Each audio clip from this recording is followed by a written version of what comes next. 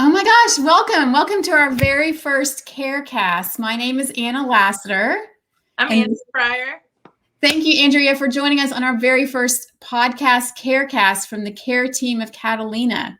Thank you for having me. I'm so happy to be here.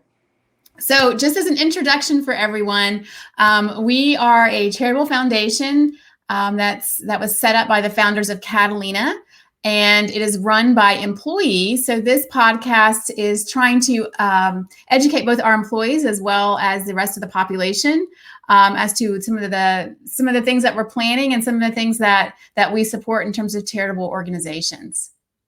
Yeah, and I'm new to the CARE team. I'm an employee at Catalina, but I've never been a part of the CARE team before, and I am excited to be a new member and be your co-host on this wonderful podcast. So maybe you can tell me and anyone else who's not a member of the CARE team, like a little bit more about how it started, maybe a little bit more about what kind of organizations the CARE team supports. Awesome. I would love to do so. So we, the Catalina Foundation was organized by the founders of Catalina. They provided a corpus and wanted the employees of Catalina to determine how to spend these funds. And to do so, we have developed different sort of organizational structures or pillars, right? You know, they hold up the foundation, and these pillars are run by employees, and they get a budget every year, and they determine what charitable organizations to support. They also work with charitable organizations in terms of participation. So given that we have this new CAREcast, it's a way for folks to tune in, participate, and donate. So tune in, listen to Andrea and I, and we will be able to try to educate everyone as to what's going on, as we're not quite in the office. This is my home office, and this is Andrea's home office. And hopefully going forward, we'll be together. We're not together today because we're in phase one, where the office is closed on Fridays for cleaning, but hopefully we'll be together. Anyway, you can tune in and we'll talk about what's going on at a Catalina standpoint. And it's not, Andrea, it's not only open just to Catalina employees, it's open to general public as well. I didn't even know that. Yep, it is a charitable organization. So to that end, please donate if you would like to further support some of the organizations that we're supporting, and participate. We do organize different events and work with different charitable organizations in the area. Our area is St. Pete. We also have offices in... Are you schooling me right now? I'm trying. Yes, I'm just testing you. Chicago, Cincinnati, boss. Oh God. No, Atlanta. And we have some remote folks all over the United States. So we're happy to have anyone. We're happy to have folks participate, tune in, and donate. I got that a little bit out of order, but you know what I mean. It's a great catchphrase. Who wrote that catchphrase, Anna? I don't know. Someone who has... It was you. It was me. She's anyway. Very great. Well, thank you. That sounds awesome. We have an awesome guest today, right? Our first guest on the podcast. Our very first initial guest, and we're so excited to have them join us. Please welcome Fresh, Chef Fresh. Hi, Chef. How are you? Oh, you're on mute. Classic. Oh, there we go. Oh. I think I'm a little delayed. You are not delayed. You're always on time. It's perfect. Awesome. Great. I'm doing great. So thanks for having me. So Chef, tell us about your organization. I know there's a lot of us that work at Catalina that are very familiar with organization, but for those who are not, please tell us about all the different things you have going on. It's amazing. Yeah. So my main organization is Fresher Together. We're a food and farming project that's there to support economic development, healing, training, retreat. And, you know, we talk about our mission as from soil to humans. We support and create spaces that are nourishing and support well-being, you know, so from food to spaces. And so we farm, we feed people, you know, we support other farmers and community members. We do a plethora of things out in the world, and we do that in collaboration with folks. So you are in Chicago, is that right? Yeah, I'm Chicago based. So I'm originally from the South. So if you hear some y'alls, I'm from Eastern North Carolina, but I've been in Chicago for about 20 years. And so we do this work in the Chicago community. So awesome. we do have an office in Chicago. So if our folks are interested in participating or getting involved, how could they do so? So there's a lot of things. It depends on what type of stuff folks are into. If you want to get out, get in the dirt, get in the sunshine, then they could always come and volunteer on the farm. And so we definitely always need help on the farm. There's, I think our website, freshitogether.com/support. And that's where we'll usually post things with how people can get involved and come out and volunteer, whether it's in the farm. We're also in the kitchen. Every Wednesday we feed we feed 350 people as a part of our Farm Food Familias collaboration with other chefs and community orgs. And so if people want to get in the kitchen, all of that stuff though we'll have posted on our support page. And it's not up there now because one of the volunteer areas that we also need is help with some of our like digital presence. We just have limited capacity. And so if there's like a web design guru, I know there's a lot of technical folks who, if you want to do technical stuff outside of work, we would love some help with like our website and our web presence and things like that.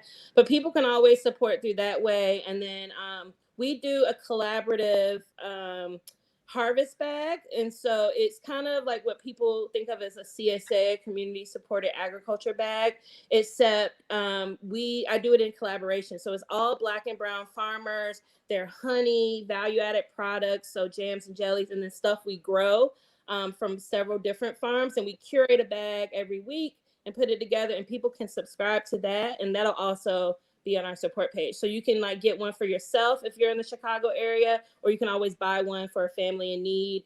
And then we'll get it out to community members. That's super awesome. One of the things I was really curious about and that really struck me about your mission is, there's so many times when I've donated to food banks or I've seen like bins out for places for food banks. And a lot of the food is just, it seems like it's things in the back of people's pantries. And it's always great to give anything you can, but I try and think of myself, if I was in that position, I feel like anyone, regardless of their income, has the right to healthy, delicious, fresh food. So can you tell me a little bit more about the history of why you decided to go on that route, why that's important to you? Yeah, I grew up I grew up in Eastern North Carolina in a small town, but we were always surrounded by farmers. And so that like inability to have access, it was familiar in some ways, but then not in other ways. Like there was always like a greens truck that would pull up into town a certain day of the week, and you go out and buy fresh greens out the truck, or you can grow things, or after the farmers took their pick, we would always get like sweet potatoes out of the field and keep them. And so like just that always felt like an abundance to me. And so like when I've been in Chicago, especially on the south and the west side of the cities, it has not felt with that same abundance, right? Like I live in a community in South Shore, and we finally just got a grocery store back after 8 years of not having one. And it's just like I want that abundance for everyone. And I think about like, not everyone could have, certain types of canned goods. Not everyone, could have certain things with high levels of sodium or any of those types of things, those things don't work for everyone's bodies. And so like being able to have access and options to fresh food, to local food, I just think about like how much that means for our local economy, how much that means for people's like joy to just have access to seeing things grown, like coming out of the ground. Like it's just abundant and beautiful. Like, I see the plants in the back of y'all's, in your home offices and all of that. It just feels nice to have that abundance. And I just feel very connected to the land and like, I'm a chef, also a trained chef. And so that's the kind of food I love to cook with.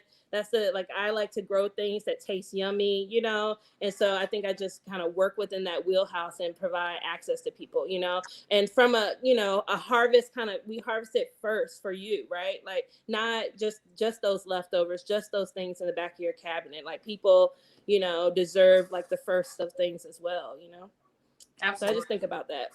So I think, among all kind of socioeconomic groups, people have really lost the ability, and I'm speaking for myself, ability to understand how to grow things. You know, we all did those little pea plants in school, but you know, I think that's, especially with the pandemic, I think people are more attuned to that, and it's great for everyone, for the culture, for our own self-sufficiency. But you know what, Chef, what really struck me when I was reading about you is the love fridge. Oh yeah. I love this. I love this idea. I want to have it in my neighborhood. Yeah. But why don't you tell us about it? Yeah, so I collaborate with groups of folks who do this project called Love Fridge, and it's a community fridge, and there's several of them across and around the city. And so we last year decided during the pandemic that we didn't want to cut our front lawn anymore. There was no, we didn't want to have a lawnmower just to cut our front lawn. And so we decided to turn it into a community garden.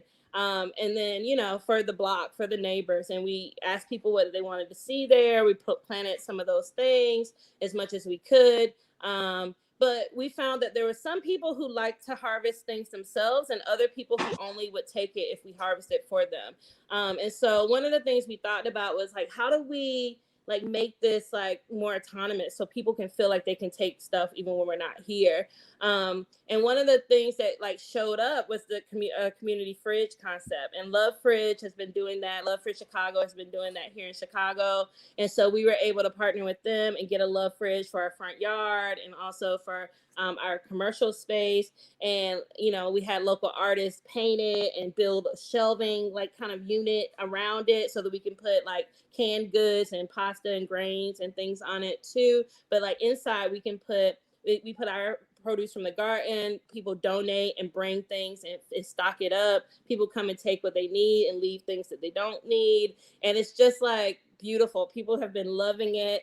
But it's one of my favorite things. And there's just, several of them around the city. And this year we're looking to raise some money so that we can put love pots next to them that Fresher Together is going to do, where we plant tons of fresh herbs and basil and mint and thyme and all these things so that people can harvest things, to go with what they're cooking and what they're getting out of their Love Fridge. That's so awesome. I think the Love Fridge is such a great concept. So you can have a free library in Love Fridge and harvest your own time. Exactly. Yeah. Exactly.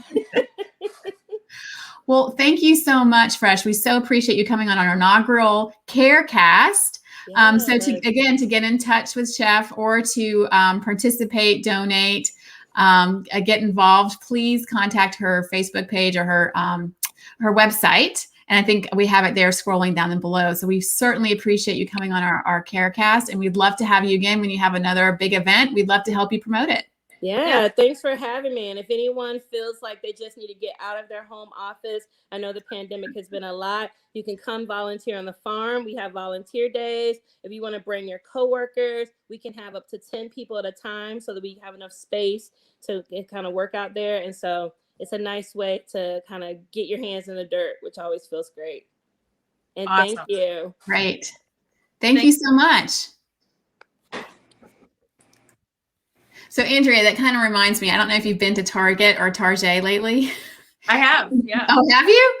Have you noticed that they have this new line of clothing that seems like it's very much Little House on the Prairie? Yes, I have. So you could just, as a team building exercise, everyone go to Target, go get your Little House on the Prairie, and everyone can learn how to harvest and plant. I think Target was very forward thinking in this. Everything's better with the right outfit, I think. That is true. That is true. And so, Target wants to support Chef Fresh, obviously. That was they thought. That was thought process when they had this line of clothing. Sponsor Fresher Together, Target. I know, right? Target. So anyway, thanks everyone for joining Andrea and I in our very first podcast. Hopefully next time we will be in the office. And we hope to see all of our fellow Catalinians in the office soon. So tune in, participate, donate. In terms of future CAREcast, Andrea, do you have an idea of who we're going to have on? I do. I can share that we are going to have actually a board member from the Center in Hallstead, which is also in Chicago, coming up. I think maybe our next one, the next couple, who's actually my uncle, and he's been on the board of Center in Hallstead, which gives it's an organization serving gay youth, particularly gay homeless youth. So we're going to talking to him, and I'm excited to introduce you guys to my uncle and introduce you guys to Center on Halstead, because it's an organization that's like really close to my heart. So I'm thrilled. I think we just started connecting with them over the past couple of years with our new DE&I pillar of the care team. So we're very excited to get involved and meet your uncle. We also have somebody from Pinellas Education Foundation, which is a very local organization that we've given a lot of money to over the years. They're coming on soon, as well as the CEO. We're hoping to get her on of CASA, which is another kind of local organization. I love CASA. Yes. So tune in, participate, donate. We are on YouTube, believe it or not. You have a YouTube channel, and we're on Facebook at Facebook Care Catalina. And we actually have a Twitter handle, which I don't know what this is. I know what Twitter is. Don't get me wrong. I just don't know how to use it. Well, Twitter is actually a platform. And it's called CAREcast Cat. Hence my cat, you see. Oh, it's a cat? Is the Twitter is a cat running the Twitter? I think so. That's fantastic. I know. We trained them well. We had a lot of time on our hands during the pandemic. Everybody follow cats on social media, so I feel like you can't lose. Yeah, I know. That's how we get more followers, is to have the, CAREcast Cat. Anyway, and then Gmail, please reach out to us if you'd be interested in coming on our show promoting your local organization. It is carecastcatalina@gmail.com. Awesome. So Thanks, everyone. Andrea, thank you so much. I look forward to our next CAREcast. Me too. Thank you, Anna. All right. Bye, everyone. Bye.